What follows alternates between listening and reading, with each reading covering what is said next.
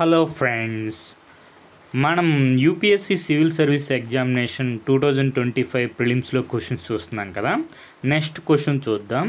Next question వచ్చి మనకి constitutional body అనే కాన్సెప్ట్ మీద వచ్చిందనమాట. మనకి with reference to India consider the following: inter state council, national security council, zonal councils. వీటిల్లో ఎన్ని above were established as per the provisions of the Constitution of India. మనకి ఇక్కడ ఇచ్చిన ఈ మూడిట్లో ఎన్ని మనకి కాన్స్టిట్యూషన్ ఆఫ్ ఇండియాలో ప్రొవిజన్స్తో ఏర్పడ్డాయి అని అడిగారు. సింపుల్గా చెప్పాలంటే వీటిల్లో ఏవి కాన్స్టిట్యూషనల్ బాడీస్ ఎన్ని అని అడిగారు. సో మనకి ది ఇంటర్ స్టేట్ కౌన్సిల్ ఉంది, తర్వాత ది నేషనల్ సెక్యూరిటీ కౌన్సిల్ ఉంది, జోనల్ కౌన్సిల్ ఉంది. సో మనం కాన్సెప్ట్ చూద్దాం. దీంట్లో ఓన్లీ వన్ అనేది ఆన్సర్ అనమాట. ది ఇంటర్ స్టేట్ కౌన్సిల్ అనేది ఒకటి constitutional body, article 263. National security council అనేది మనకి ఎగ్జిక్యూటివ్ బాడీ అనమాట. జోనల్ కౌన్సిల్ అనేది స్టాట్యుటరీ బాడీ. సో మనకి ఆన్సర్ వచ్చి ఏ, ఓన్లీ వన్. సో మనం కాన్సెప్ట్ చూసుకుంటే మనకి 2013లో ఒక క్వశ్చన్ వచ్చింది. Which one of the following bodies do not find mention in the constitution. అంటే వీటిలో ఏవి కాన్స్టిట్యూషనల్ బాడీస్ కాదు అని అడిగారు. సో మనకి national development council, planning commission, zonal council అని ఉంది, D1, 2, 3. సో ఇవేవి కూడా కాన్స్టిట్యూషనల్ బాడీస్ కావు. సో మనకి ఆల్రెడీ ఒక దాంట్లో మనకి జోనల్ కౌన్సిల్ ఉంది కదా, ఈ క్వశ్చన్ బట్టి మనం చెప్పచ్చు జోనల్ కౌన్సిల్ అనేది కాన్స్టిట్యూషనల్ బాడీ కాదని చెప్పి. సో నెక్స్ట్ మనకి 1995లో ఒక క్వశ్చన్ వచ్చింది. Which one of the following extra legal devices for the securing cooperation between states in India. So ఇక్కడ క్వశ్చన్ ఏంటంటే నాన్ కాన్స్టిట్యూషనల్ బాడీస్ ఏవి అని అడిగారు. సో మనకు తెలుసు ఇంటర్ స్టేట్ కౌన్సిల్ అనేది ఆర్టికల్ 263, ఇది కాన్స్టిట్యూషనల్ బాడీ. సో 4 ఉండకూడదు. సో మనకి ఏ అనేది ఆన్సర్ అవుతుంది, 1, 2, 3. So national development council, governors conference, zonal council అనేవి నాన్ కాన్స్టిట్యూషనల్ బాడీస్. సో ఈ జోనల్ కౌన్సిల్ అనేది మనకి ప్రీవియస్ క్వశ్చన్స్లో చాలాసార్లు వస్తుంది. జోనల్ కౌన్సిల్ అనేది నాన్ కాన్స్టిట్యూషనల్ బాడీ. సో మనకి దీని ప్రకారం, ఈ క్వశ్చన్ ప్రకారం ఇంటర్ స్టేట్ కౌన్సిల్ అనేది కాన్స్టిట్యూషనల్ బాడీ. సో మిగిలింది ఏంటి, నేషనల్ సెక్యూరిటీ కౌన్సిల్. దాని గురించి తెలుసుంటే మనకి ఆ క్వశ్చన్ మనం ఆన్సర్ చేసి ఉండొచ్చు అనమాట. సో మనకి ఇంకా స్టేట్ సర్వీస్ ఎగ్జామ్స్లో ఇలా ఉంటాయి అన్నమాట క్వశ్చన్స్. మనకి వాళ్ళు ఇలా ఇచ్చి ఆర్టికల్స్ మ్యాచ్ చేయమంటారు, నాట్ కరెక్ట్లీ మ్యాచ్డ్ అంట. సో మనకి ఇంటర్ స్టేట్ కౌన్సిల్ ఉంది, ఆర్టికల్ 263 కరెక్టే. Finance commission article 280 correct. Administrative 2, article 233A. Union public service commission article 315 not correctly matched అన్ని కరెక్ట్ మ్యాచ్ అని. సో ఈ క్వశ్చన్ని డిలీట్ చేశారు ఆ ఎగ్జామ్లో.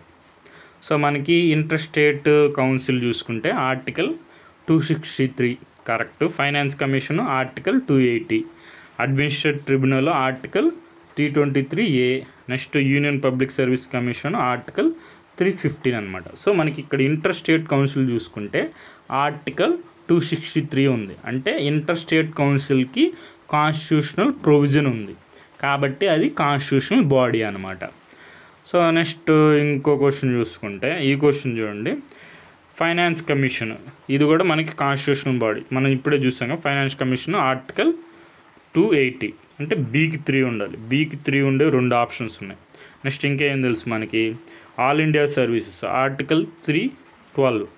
ఆర్టికల్ 312 అంటే నెక్స్ట్ డీకి 2 ఉండాలి, అంటే ఆన్సర్ వచ్చి బి అనమాట. తర్వాత మిగిలిన కూడా చూసుకుంటే కాన్స్టిట్యూషనల్ అమెండ్మెంట్స్ తెలుసుంటుంది, ఆర్టికల్ 368 ఏకి 4. సో ఇది తెలిసిన చాలు. కాన్స్టిట్యూషనల్ అమెండ్మెంట్స్ ఆర్టికల్ 368 అని తెలిస్తే ఏకి 4 ఒకే ఆప్షన్ ఉంది. సో మన ఆన్సర్ బి అయిందనమాట. Constitutional amendment article 368, finance commission article 280, financial emergency article 360, all India services article 312. So మనకి ఈ విధంగా ఆర్టికల్స్ కూడా గమనిస్తూ ఉండండి. కొన్ని ఇంపార్టెంట్వి గుర్తుపెట్టుకుంటే మనం ఆప్షన్స్ ఎలిమినేట్ చేయడం కోసమైనా యూజ్ అవుతాయి అన్నమాట. సో ఫర్ ఎగ్జాంపుల్ ఈ క్వశ్చన్ చూద్దాం. మనకి వీటిల్లో మనకు తెలిసిందంటే యూనియన్ పబ్లిక్ సర్వీస్ కమిషన్ తెలుసు. ఏంటి ఆర్టికల్ 315. సో డీకి 1 2 ఆప్షన్స్ ఉన్నాయి. సో నెక్స్ట్ అడ్మినిస్ట్రేటివ్ ట్రిబ్యునల్ తెలుసు, ఆర్టికల్ 323A. సో సికి 4 ఇది దీంట్లో ఉంది. సో ఏ అనేది ఆన్సర్ అనమాట. అట్లా మనకి control auditor general of India article 148 finance commission. మనకి ఈ ఫైనాన్స్ కమిషను ఈ ఆర్టికల్ గుర్తుపెట్టుకోండి, దీని ప్రకారం మనకి చాలాసార్లు క్వశ్చన్లు వస్తూ ఉన్నాయి. Financial commission article 280. So union public service commission article 315. Next administration tribunal article 323A. So మనం వీటి గురించి కొన్ని కాన్సెప్ట్ చూద్దాం. జోనల్ కౌన్సిల్స్ ఉన్నాయి. సో ఈ జోనల్ కౌన్సిల్ అనేది స్టాట్యుటరీ బాడీ, ఎందుకంటే మనకి created part 3 of the state reorganisation act 1956. So zonal councils అనేవి part 3 of the states reorganisation act 1956 ద్వారా ఏర్పడింది. సో మనకి సెక్షన్ 15. సో మన జోనల్ కౌన్సిల్స్ ఎక్కడున్నాయి? స్టేట్ రీఆర్గనైజేషన్ యాక్ట్ 1956లో పార్ట్ 3లో సెక్షన్ 15లో ఉన్నాయన్నమాట. సో మనకి provides 5 zones of the country. మనకి ఈచ్ జోనల్ కౌన్సిల్ ఉంటాయి. సో మనకి ఏ జోనల్ కౌన్సిల్లో ఏవే స్టేట్స్ ఉంటాయి కూడా చూసుకోండి. మనకి సదరన్ జోనల్ కౌన్సిల్లో మనకి ఆంధ్రప్రదేశ్ ఉంటుందన్నమాట. సో అట్లా next functions of the councils చూసుకోండి. మనం చెప్పుకున్నాం కదా, ఇది ఇంటర్ స్టేట్ ఆర్టికల్ 263. ఆర్టికల్ 263 అనేది constitution of India provides for the establishment of inter state council. So article provision ఉంది కాబట్టి కాన్స్టిట్యూషన్లో ఇంటర్ స్టేట్ కౌన్సిల్ అనేది మనకి కాన్స్టిట్యూషనల్ బాడీ అనమాట. So next Sarkaria commission recommend చేసింది. సో ఇలాంటివి. నెక్స్ట్ మనది national security council, national security advisor ఉంటారు. సో మనకి డిసెంబర్ 1998. సో మనకి ఇది ఎగ్జిక్యూటివ్ బాడీ అనమాట. సో అప్పుడు అటల్ బిహారీ వాజ్పేయి గారు ఏర్పాటు చేశారు. సో మనకి ఇప్పుడు క్వశ్చన్ చూద్దాం. మనకి with reference to India consider following: inter state council, తర్వాత the national security council, zonal council. So వీటిలో ఎన్ని కాన్స్టిట్యూషన్లో ప్రొవిజన్ ద్వారా ఏర్పడ్డాయంటే 1 ఇంటర్ స్టేట్ కౌన్సిల్ మనకి ఆర్టికల్ 263.